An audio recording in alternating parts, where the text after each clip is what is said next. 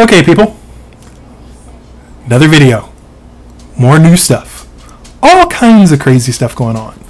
So, one of the other videos I started showing you the town, and I showed you a few other pieces to it, showed you the outer wall, but what if you want a courtyard, or to section off a city, or to build where you don't need something as substantial as the big outer wall? That's where this set comes in. These are the smaller walls. Now, because these are smaller, it opened up a lot more options for me.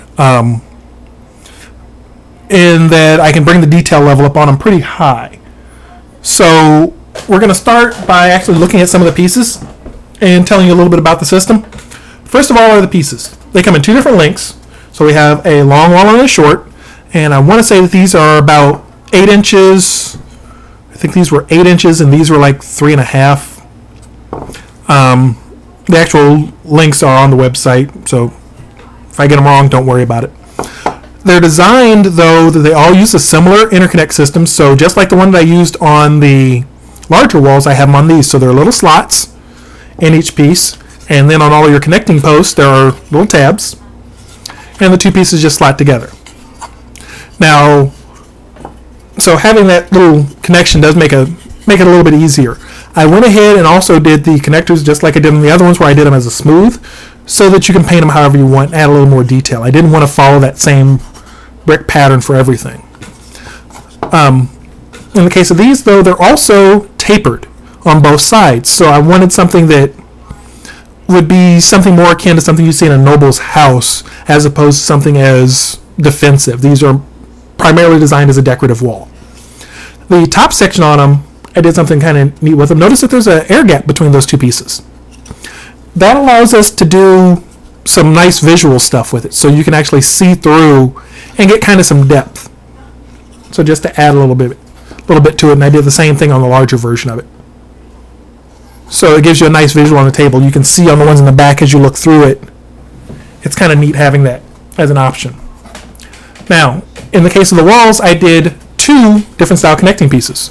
So I have your standard 90-degree connector.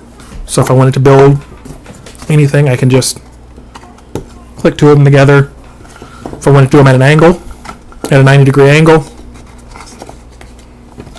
I've got my 90-degree angle also. But I also did, just for this set, a 45-degree corner. So this way I can do some stuff that I couldn't do with a lot of the others. So if I wanted to build kind of an odd shape, I can. So it gives you a little more freedom, a few more options when you go to build them. Remember, I'm all about options. I'm all about allowing you to customize stuff. This opens up a ton of customization options just by giving you a second corner type instead of doing what most people would do when they want to do them is they put 2 together, but then you end up with this big gap in between, and people ask, well, what about the gap? Can I shoot through the gap? Can I make it through the gap? This way you don't worry about it. Got a nice solid corner, you're blocking line of sight, line of effect, the whole 9. There is no guessing about it. I'm pretty sure we've all played games with people where they're like, well, I can see through this little teeny tiny slot and therefore I can shoot you. And it doesn't work like that, and unfortunately you can't always carry around, like a metal dreadnought in a sock to bop them upside the head. So those open up those options, but then I also did something a little more, because what good is a wall without a gate? So I did a gate for it, and it follows that same top section. I added a few other pieces on top of it just to stack it up so you can identify it as a gate. So when it's in the area, you can quickly see where the gate is, and it opens.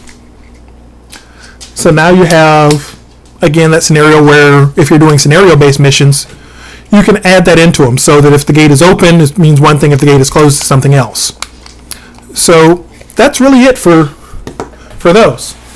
I didn't do a rect section for these, mainly because with that top offset piece, when I tried to do it, it didn't come out the way that I would like.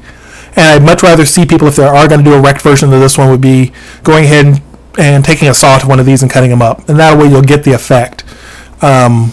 You'll get a lot better effect than me trying to do one. It just didn't, there was not really